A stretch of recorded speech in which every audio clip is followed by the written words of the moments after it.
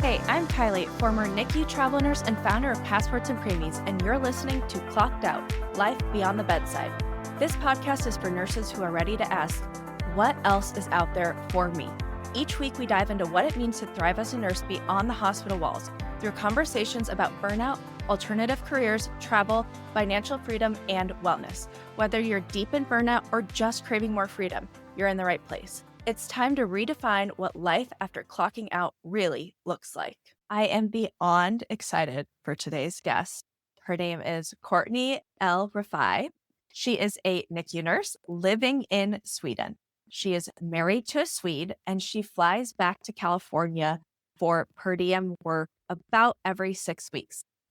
Yes, you heard that right. She has managed to create a lifestyle that lets her live in one of the world's happiest countries and maintain her nursing skills in the United States.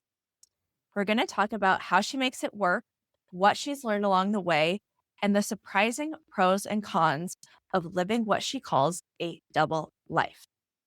We also discuss her finances, if she feels like she is financially coming out on top, and more. So let's go ahead and just dive right in. Hi, Courtney. So, for people who don't know your story, can you take us back to the beginning? Where did your nursing journey start, and how did you end up in Sweden, of all places? Yeah, sure. So I actually grew up in New York and I went to nursing school in New York, but I knew that I wanted to work in the NICU straight out of nursing school. So I had a hard time finding new grad NICU jobs in New York. And one of my friends actually got one in Chattanooga, Tennessee, of all places, and was able to help me get my first job in Tennessee. So straight away, my nursing career started by not being close to home. I moved to Tennessee and worked in a level 4 NICU for a year. And then I moved to San Diego to work for another year and a half before I started doing travel nursing. So I have worked all over the country, but basically how I ended up in Sweden is my partner is Swedish. And long story short, but I met him online when I was in high school and he ended up moving to the States to be with me. So we moved in together. When I moved to Tennessee, that's when he moved to Sweden to be with me. And then we just traveled the US together and eventually decided we were ready to move to Sweden.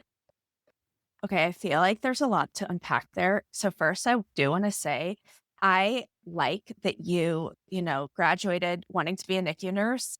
Same here. And then you were open to moving. I get a lot of questions like, how did you get your first job in the NICU? So I went to nursing school in Atlanta and I wanted to be a NICU nurse so bad. I just applied all over the United States and I ended up in Kansas City, Overland Park, Kansas. And I think that is a really good point that if your goal is to be a NICU nurse, you have to be open, especially for your first job, to go anywhere. Yeah, for So sure. my hat's I off to agree. you. The second thing I need to unpack. So you met your now husband in high school online. What's that story?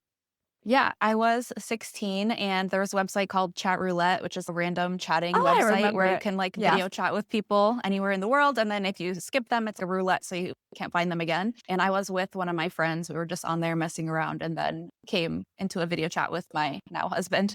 So Okay. we exchanged contact information after that. And then he was living in Sweden and I was living in New York. And we just talked, internationally for many years and then Wait, met for the that's first like time. that's really amazing because I mean, online, two different continents, and my husband is French. Obviously, we're married, so it worked out, but there was a lot of cultural things that had to be worked out before we got really serious. And as a 16-year-old, I can tell you 100% I would have never been mature enough or like smart enough to be able to figure those things out and then have a relationship thrive. So that's really cool, I think. Yeah, and to clarify, we weren't in a relationship when I was 16. We were just Okay, kind of okay. like friends talking. So Yeah, I think okay. that helped because it didn't really matter about the cultural difference because I mean, I wasn't like trying to pursue a boyfriend or anything like that at the time. It was more That's just like a fair. friend that I talked to for several years before we actually even met in person. So Okay, yeah. fair. So when you decided to move to Sweden, so your husband moved to America to be with you. hmm And sorry, did you get married in the United States hmm before you moved to We Sweden? did. Okay. Yes. So you got married in the United States. And then what made you decide that you guys wanted to make the move to Sweden? So we lived in the US together for almost 10 years, and it was always kind of our plan to move to Sweden when we were ready to have kids. So it kind of just, became time for that. This year we've been married for 10 years and we had a Okay. daughter. I'm going to forge ahead really quick. Mhm. So you have a per diem job in California and you're living in Sweden. So when you moved to Sweden, did you already have the per diem job Mhm. or Yes. okay. So we moved to Sweden once before when I was pregnant and I had my per diem job, but I quit my job and we sold everything, sold my car, quit my job, and we just moved to Sweden like cold turkey. And it was kind of not the best planning. And I was able to give birth to her in Sweden and it was a really beautiful experience. But a few months after she was born, we decided to come back to the States for a little while. So I was able to get my old per diem job back, which was actually quite a blessing. And actually, instead of getting a night shift per diem, I was hired on straight away as day shift, which was also very lucky. Amazing. And then Goals. now this time we moved back to Sweden with a better plan. And I decided to keep my job for now and also keep my car in California. So I did have the job before I moved here, but previously had resigned. I believe that you got this job because you were originally a travel nurse on the unit. Yeah. But if somebody is not a travel nurse, do you have any practicality tips for finding a per diem job like this? Honestly, I feel like it's really hard, especially in the San Francisco Bay Area because of the unions. A lot of things are by union contract and by seniority. So a lot of times when per diem positions open up, they go to internal staff first and they're almost always snatched straight away. So I Mhm. think the best tip would be to be a travel nurse first so that you can get into the unit and get to know the staff and the manager. That's how I was able to get it. But I know that at one point my hospital just was hiring a bunch of per diems and got some external applicants, but I think it's quite rare. Yeah. So off camera, Courtney and I were talking about I was a travel nurse in San Francisco, and I actually tried to do what Courtney has done. I told the manager from day one, I'm very interested in a per diem job here. I had worked with a few per diem nurses on the unit who they were actually living in Idaho, I think, one of the I states, and they were flying back and forth. And, logistically and financially, it actually made quite a bit of sense, and it was a little bit easy because those per diem jobs in especially Northern California really treat you well, I think, and, Mhm. offer quite a bit of flexibility. So I had told my manager, that's the intent, but it just only opened to internal staff the whole time that I was Yes. there, and they always got snatched up. So I was never successful in doing that. But I think that if I was still practicing as a nurse today, 100% that would be the way to go. So I know these are very coveted jobs, and I feel like you should never let it go unless you're certain. Tell us what your work schedule is like in Sure. California. Also, side note, I think I should maybe also add that before I moved to Sweden, I was also one of the nurses that commuted from out of state. So I've almost Okay. always entirely been out of California. When I was a travel nurse, I learned about this super commuter life that I didn't know was a thing because, Bay Area nurses are paid so well. And I learned that there were nurses that lived across the country that were flying in for their shifts and going back home to cheaper states to live. So I moved to Washington State and I used to fly from Okay. Portland to Oakland every other weekend. So I kind of was used to commuting for work. So it kind of helped also with the transition to moving to Sweden. But the Yeah. schedule is very, very flexible. And we're required to work 4 shifts a month, or at least sign up for 4 shifts a month. But we can tell the scheduler to confirm us for only two. Two of Oh, them have to be a weekend. And okay. I usually do the end of one schedule and the beginning of the next so I can cluster all of my days together. And we have to do 2 holidays a year, but they can be any holiday, even minor holidays. So I usually do the first two of the year, MLK and whatever the other, President's Day. Otherwise, the schedule is super flexible. He's not allowed to change our shifts. So the full-time staff, when they put in their requests, he can change them to days that are lower staffed. But for per diems, he's not allowed to change our shifts. So whatever we sign up for, that's what we're working. So how many days do you end up usually working in a row, or how long are you in California for? I aim for 10 days. Okay. But sorry, I'm confused. You said you only have to do 2 to 4 a month. Yes. So you work 10 days or you're in California 10 days? I work 10. So we can work more than that. That's just the minimum Okay. required. So if we wanted to Okay. work full time, we could, pick up shifts, but that is just like minimum required. So I usually do the last 5 days of 1 month and then the first 5 days of the next month, if that makes sense. But if you were like me and you maybe don't like to work so much, you could technically do 4 shifts total. And then that would fulfill 2 months requirement. Yeah, more or less. Yeah. But probably financially, that probably doesn't make as much sense because It doesn't. And also with the weekend requirement, it ends up being like the weekend and then the weekend. So it's kind of hard to get them exactly those like Sunday, Monday, Tuesday, Wednesday sort of thing. But I will say it is super flexible. So since it's only 2 shifts a month, I could just have another nurse pick up those 2 for me and then, sign up for different shifts. So there's a lot of flexibility. so it sounds like you're maybe flying back and forth every 6 weeks. Is that Yeah. okay? And are there times that you skip that you just have people work for you instead, or you're pretty religious in going back?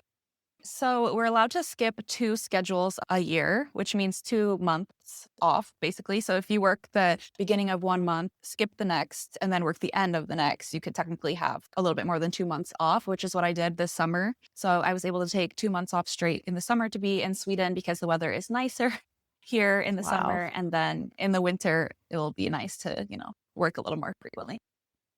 I want to talk more logistics. So you have a place in Sweden, you fly to California. Is that a Mhm. direct flight? No, it's not, which is a Okay. little sucky. There is a direct flight from Copenhagen, which is near the south of Sweden, and I could fly from Copenhagen straight to San Francisco, but I live near Stockholm, which is about 5 hours train ride from Copenhagen. So most of the time I end up just taking a flight to Copenhagen and then transferring there and flying the rest directly to San Francisco. Are you worried about or have you had any issues with flight delays causing you to miss your shifts? No, actually, I'm not worried about it. Never really considered it. And Yeah. luckily, I've had good luck and good fortune. I think it's probably because I used to do it before when I lived in Washington and I flew so frequently. And then even during COVID, the flights were getting messed up all the time, but I was always able to kind of work around it and make sure I didn't miss any shifts. Are you loyal to one airline when you do this flight? I used to be when I lived in Washington, I would always fly Alaska Air and I was MVP with them and earned all the points and everything. But now flying from Sweden, I just choose the cheapest, not gonna lie. Yeah. I choose the cheapest Yeah. flight and I haven't really focused on accumulating loyalty points because I feel like I actually make out better just going for the cheapest tickets. Yeah. Okay. That's fair. So you fly, you land in California. Where do you stay? Do you have a car? Tell us about that. I do have a car. As I mentioned earlier, I sold my car in the past and regretted it because it is kind of difficult to live in the States without a car. And I was previously renting a car every time I flew in from Washington, and that added up quite a bit. The second time that we moved back to the States after triangling Sweden, we bought a car and I just left it in California. So now I have a car whenever I'm there. And even though I do have to pay for it monthly, even if I'm not there, it still saves me in car rental costs. And honestly, the beginning half of the year, I was renting it out to other nurses. So it almost basically paid for itself. And then I stay with a friend. I've always stayed with her ever since years ago when I started flying in from Washington. She charges me nightly and I have my own room. So I leave all my scrubs there and leave all my shower supplies and everything I need for work in my room. And then I just pay her for the night that I'm there in town. And I leave my car at her place when it's not being rented out. That is so nice. And you guys, so if you are listening to this and you are a travel nurse in Northern California, is it fair to say that they could reach out to you if they need a car rental or anything? Possibly, but I think for the rest of the year, I'm planning on just kind of keeping it parked because I was renting it Okay. out to some nurses that work at my hospital and there's just been a couple issues. So Yeah, because I lived only, I think, a mile and a half from my hospital in San Francisco when I was Mhm. working. And even a mile and a half felt like I needed a car sometimes because the Ubers there is so expensive. And I was working a shift till 3 in the morning. So I obviously didn't want to walk Mhm. home at 3 in the morning. yeah. So I think you definitely probably need a car. So financially, I know that Northern California, I think, pays the best in all of the world, probably. Per diem, nurses make more than, Mhm. okay. Yes. And So financially, you're paying rent in Sweden, you're paying nightly rent in the US, you're paying for your car, and you're flying, and you still feel like you're coming out on top? Yeah, I do.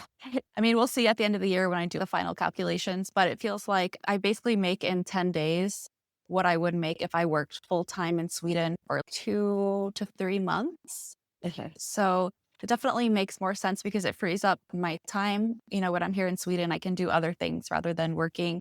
I basically pay for my flight and my car in one shift. I kind of try and think in terms of how much can each shift pay for.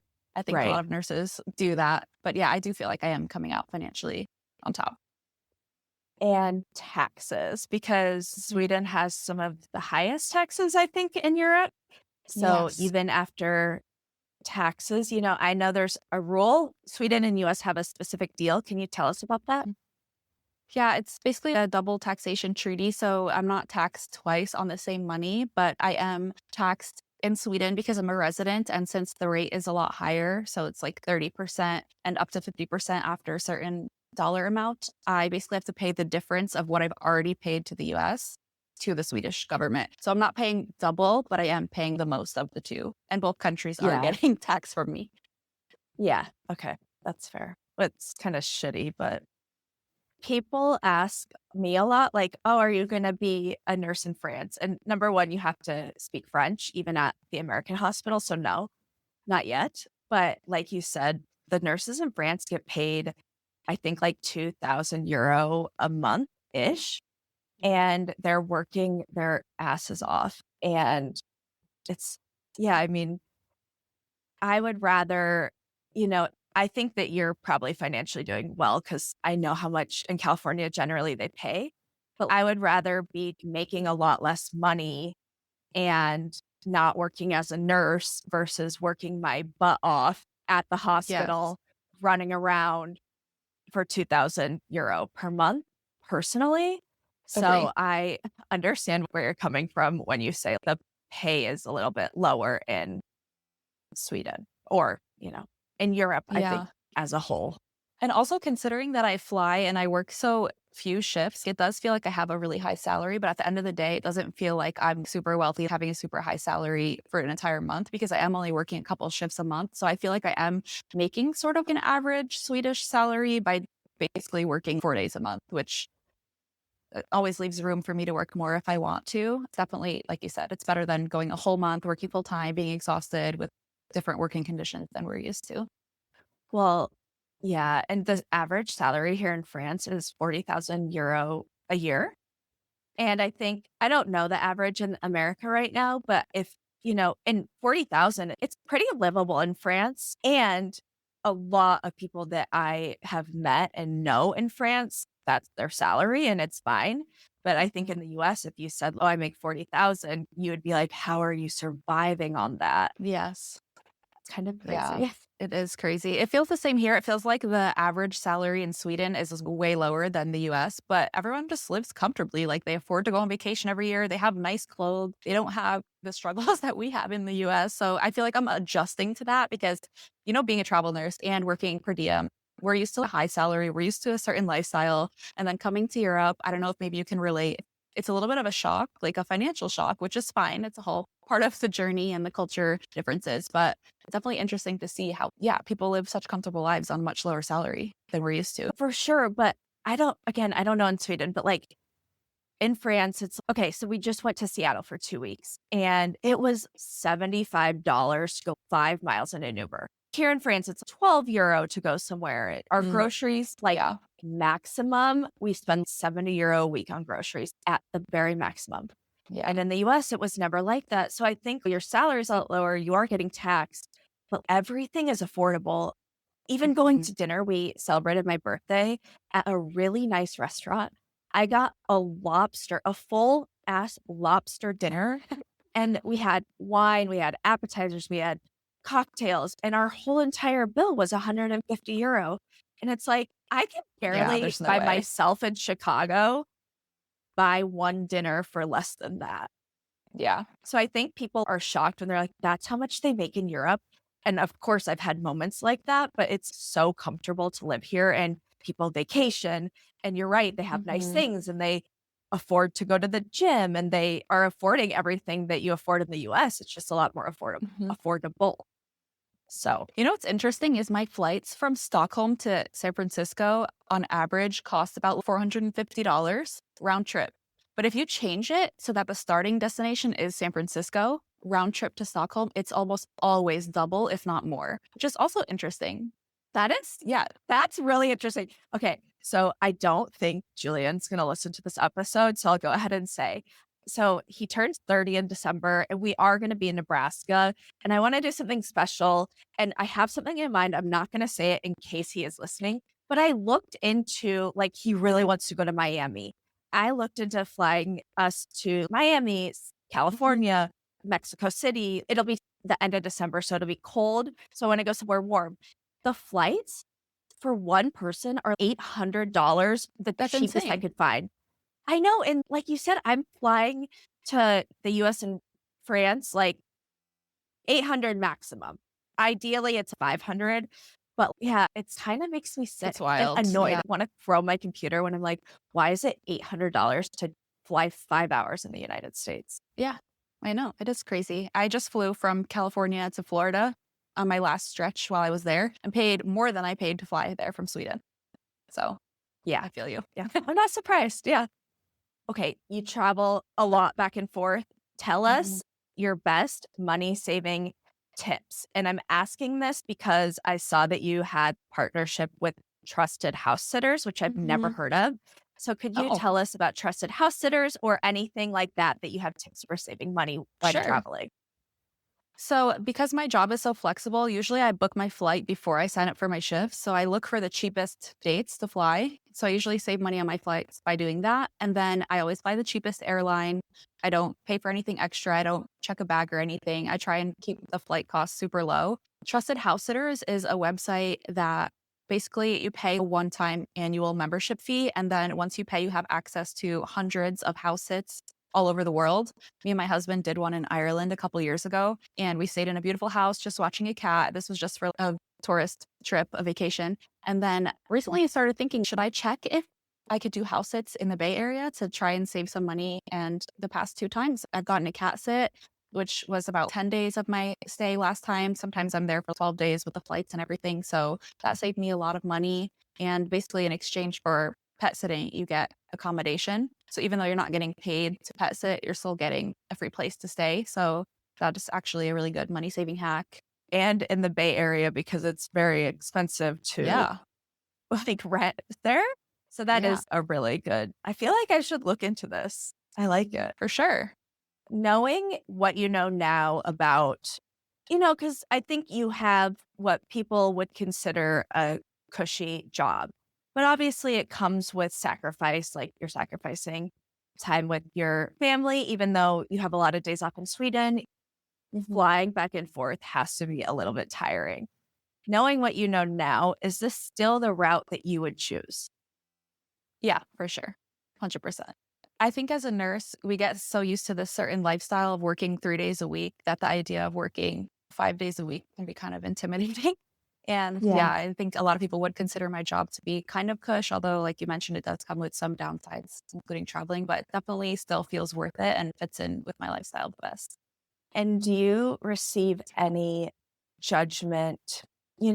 I think that the nursing community has pros and cons. And I think one thing that we need to work on is being rude to other nurses, For sure. especially when those nurses are perceived to maybe make more money and work less. I got that a lot as a travel nurse. Do you get judgment from people you work with or just other nurses online about your choice and your work?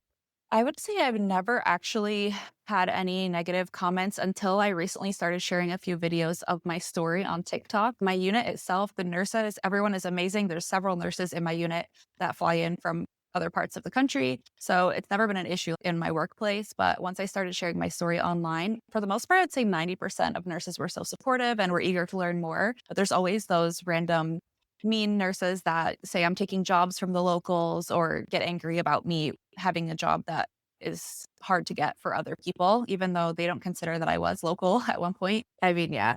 To me, that's not a fair argument because you're American, you're a nurse. I don't see how that's taking a job from a quote unquote local when it's not like nursing jobs are in short demand. I mean, For those per sure. diem jobs are really in high demand. I mean, there's not Mhm. enough and people want them, but it's not like a local nurse can't work as a local nurse because you have this one per For diem sure. job. So I feel like overall, most of us started out locally and then we learned that this was something that was feasible. So we just relocated. It wasn't like we yeah. came in from out of state and always had the intention on commuting.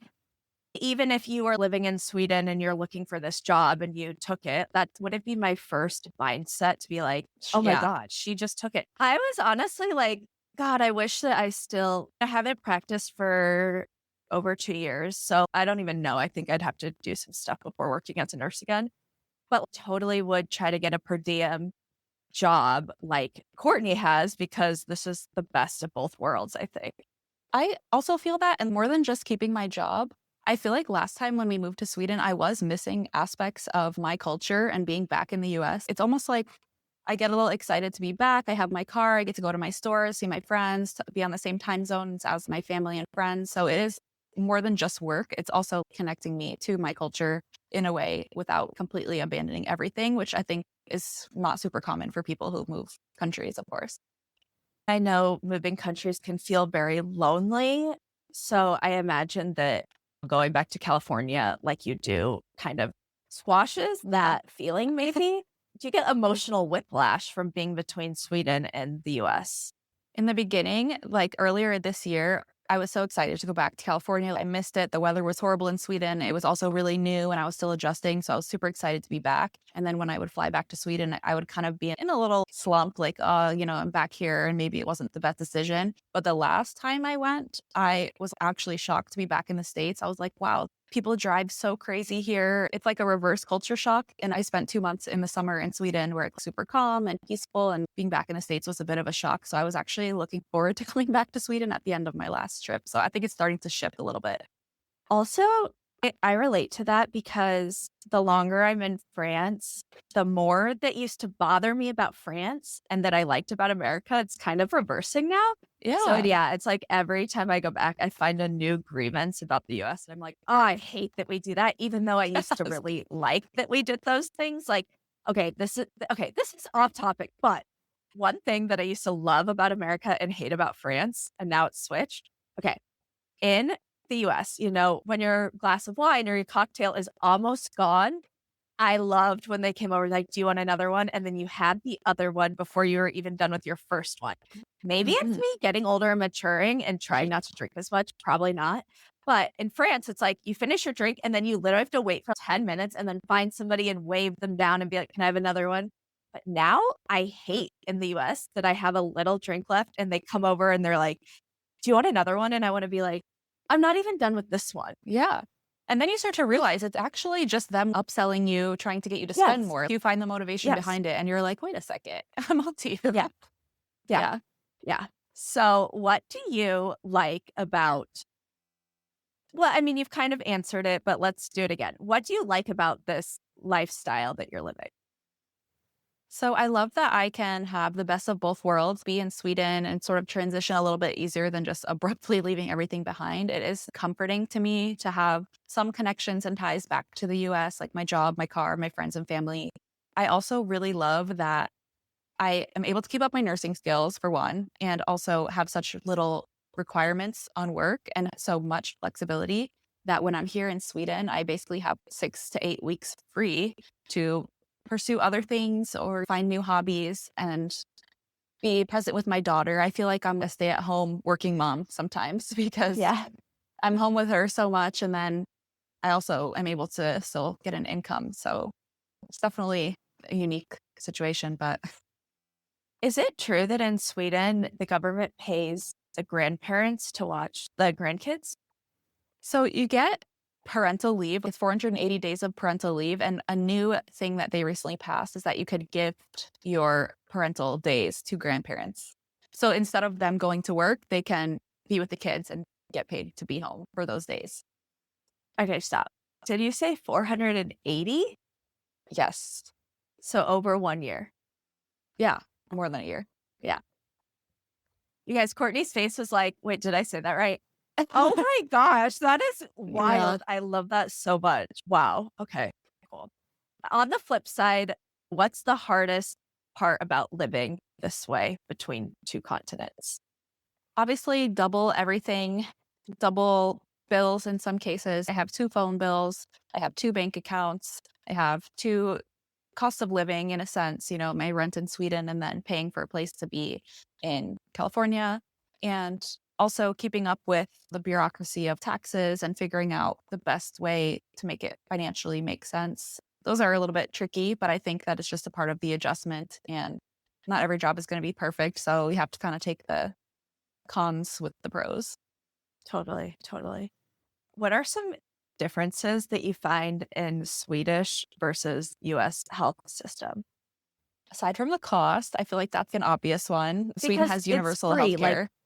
but you But you don't don't say pay. it's free because if you say it's free Okay, online, people are going to come for you and be like, okay, because "Great." you pay taxes. Yeah, Right. You pay taxes. but when you walk in and you leave, your bill is $0. Well, it's universal healthcare, so it is not 100% free. For children, everything is free. I don't know the exact age, but somewhere in your 20s, it's free. So every time we've taken our daughter to the emergency room, any appointments, dentist, everything is completely free for children. For adults, you do have to pay. For example, I recently had a mammogram and it was equivalent to 13 US dollars. So it feels like typical American copay fees when you go to the doctor as an adult, but we don't pay monthly premiums. So I'm happy to pay Yeah, $13 for a mammogram. That's all I paid in the whole right, month. right. But I have made the mistake a couple times of saying it's free healthcare and people come at me on the internet Yeah. for Oh, that. I So, mean, same. Yeah, yeah. And you said you delivered your daughter in Sweden. yeah, I did. What was, I mean, obviously you haven't delivered a child in the US, but did you, okay, this is something I really worry about as a NICU nurse with a NICU background in France. The French are not going to speak English. I have to accept that. Even if they can, they're not going to do that for me. That's their life. So I'm already stressed about they're not going to be speaking English to me during the delivery. I don't necessarily think America does everything the best in terms of delivery, but it's the only thing I know. So I'm already Yeah. stressed if they do something different. Am I going to be stressed about that? What was your experience like? I wasn't stressed about them doing things different. I knew that it was going to be and just had an opened mind space. And yeah, even though I haven't never delivered a baby in the US, as NICU nurses, we've been in several deliveries. So I've seen probably more births than the average person. The average person has probably seen maybe one birth, like Yeah, maybe. exactly. Like their own or maybe someone Yeah. else. Yeah. Yeah. Yeah. In Sweden, you go to your prenatal appointments, and I think it's around 34 or 36 weeks. You write a journal, which is your birth plan, things that you want to include in the delivery room, and it gets sent to the hospital before you arrive. So we talked about what I wanted. I did request that everyone in the room spoke English, and I think Sweden is a lot better than how you're explaining France. People will speak English, especially in healthcare, if you tell them. And I asked that they, would speak English. I didn't want any pain meds during the delivery. I wanted a room with a bath. That was like my preference. But of course, you have to be open to not getting those things. I knew that in Sweden, you're delivered by a midwife. So it's only midwives in the rooms, there's no doctor. And there was just like a couple things that I kind of just went in knowing that it's going to be a little bit different, but then I've never given birth before. So I didn't really know 100% what to compare it to. But my experience was super amazing. And everyone spoke English in the room. And my husband was there. They let us play music. I had the best birth story ever. And then after she was born, they came in and wheeled in the little cart with little sandwiches and a Swedish flag and little champagne Oh, flutes. It was really cute. wait, that's so cute. And did you successfully go without any pain medicine? Yes, I did. Wow. That's really great. Yeah. Woo! Good for you. And then my bill was, I think it was $10 after the bill I got for the delivery.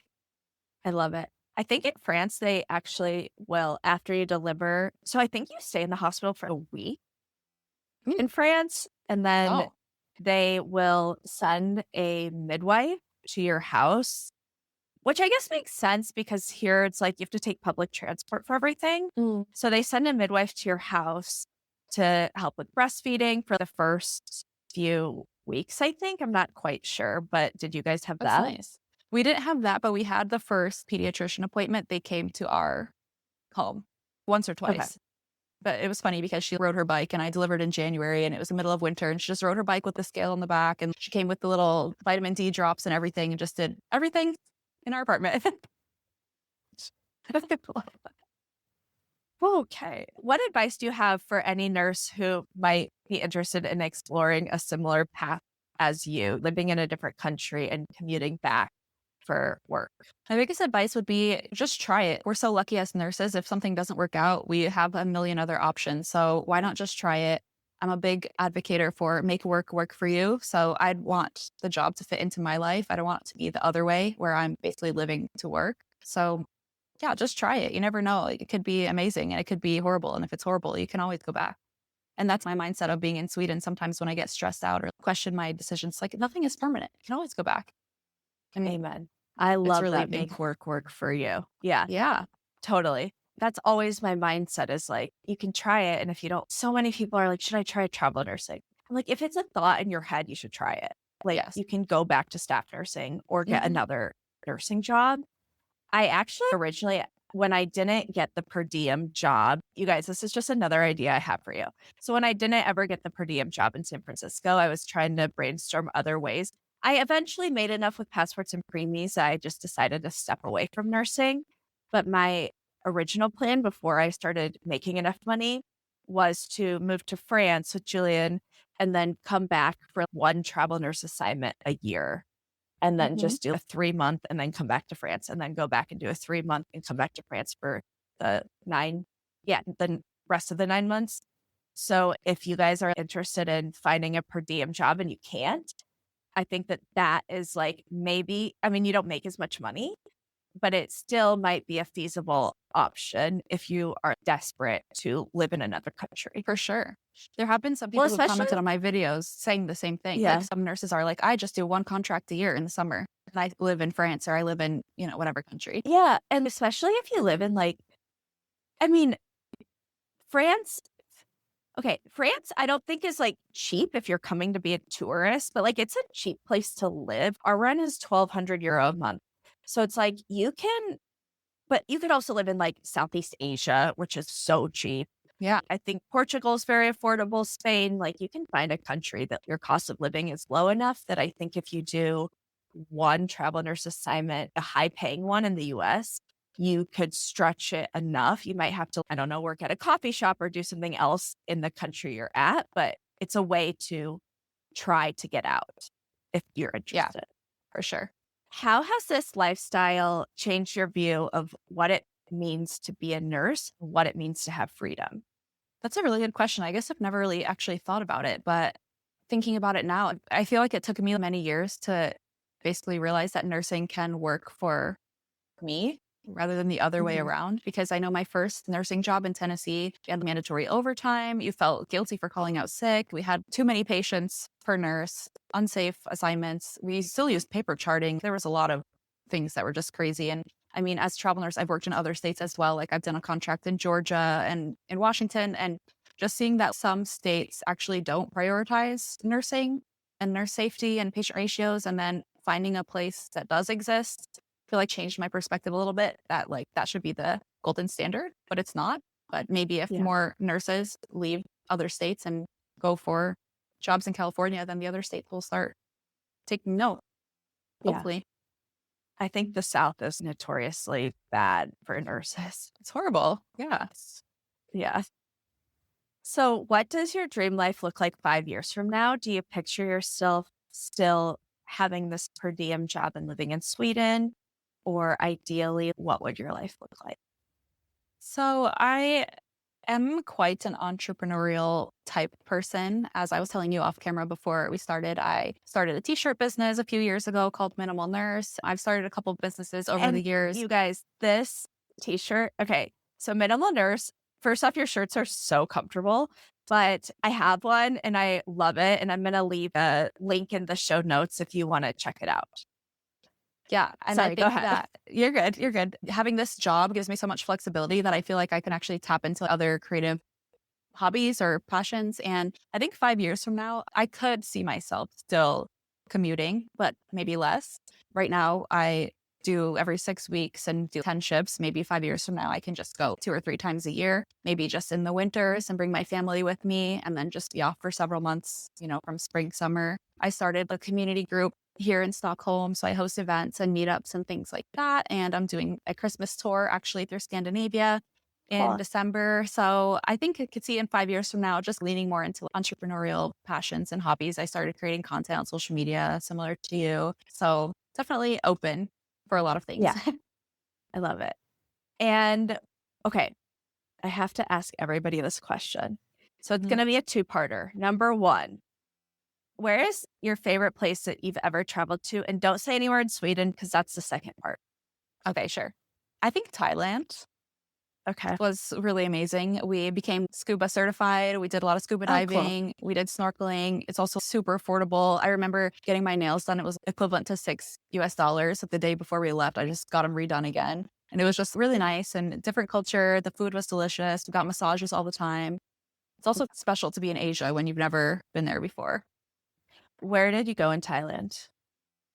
We went to Phuket, Krabi, Bangkok, and then we went to Cambodia as a part of that trip as well. Oh, And cool. also, fun fact, I just remembered when we were in Cambodia, I was doing a contract with Atlas MedStaff, and they have this Atlas, I don't even remember what they called it, but it was a treat that they would basically pay for an excursion. And they paid for Oh, us to be in a bungalow in the jungle where we went to go see elephants. So that was a part of wait, that that's trip. That was like nursing. wow. Yeah. Okay, good to know. Yeah. Also, that's great. Atlas did that. I love that so Yeah. much. It was like after your first contract, they gave you an excursion. And I was like, can we do this private bungalow? And they were like, yeah, we'll pay for it. So I just sent them the link and they paid for it. It was real cool. Wow. I kind of forgot about I'm that like until just shook now. right now. Okay, great. Yeah. Wow. I want to reach out to them and see if they still do that. Okay, what is your favorite place in Sweden? I like Stockholm. My husband hates Stockholm, but I like Stockholm. Where Go is your ahead. husband from in Sweden? He's from Lund. It's a city, a small town in the south, really close to Copenhagen. It's a Okay. university town. Yeah. And he's not really a big city guy, but he definitely doesn't Okay. like Stockholm. I like it because I feel like the first time we lived in Sweden, we lived in a smaller town about 2 hours from Stockholm. And I felt like there wasn't that much to do. My husband loved it. Of course, he's behind me being like, oh, it was the 5th largest in Sweden, but it still felt so small coming from the US, But I feel like in Stockholm, it sort of feels like I can still do some of the things that I would do back in the US. For example, there's Pilates studio I started going to. There's more cafes and shops and people. And I know for finding expat groups, it was really hard to find expat groups in the town that we lived in before because everyone was like, oh, it's meetup in Stockholm, because it's a bigger international city. So I think, yeah, I like Stockholm. I really want to travel to Sweden. I've never been. And now I feel like I need to go and I need to meet you in real life. Yeah, it would be so because fun. I feel like it's probably such a we cheap literally flight too. have so much in common. We're both NICU nurses. We both have online stuff. International partner. Yeah. Yes. Wow. I love it. Okay. Where can people find you if they want to follow your journey or have questions? It's just my name. Courtney Refai is my handle on Instagram and TikTok. I have a YouTube as well, but kind of been slacking on posting there. I mostly post on Instagram and TikTok. And yeah, those are my main Will platforms. you share your Minimal Nurse handle too? Yeah, Minimal Nurse. The website is minimalnurse.com. I've taken a little break from now. I was doing it earlier in the year, but I just had a lot of things juggling. So I haven't really been super active on there, but feel free to check it out. Okay, thank you for coming on today. And I hope that you have a great, rest of the day, you guys. It's the morning here when we're recording. So yeah, have a great rest of the day. Thank you. Thanks so much for tuning in to Clocked Out, Life Beyond the Bedside. If today's episode resonated with you, I'd love it if you could take a moment to subscribe, leave a review, and share this episode with a fellow nurse who needs to hear it. For more on thriving beyond the bedside, make sure to follow along on Instagram and check out Passports and Preemies, where we talk travel, wellness, and building a life that works for you.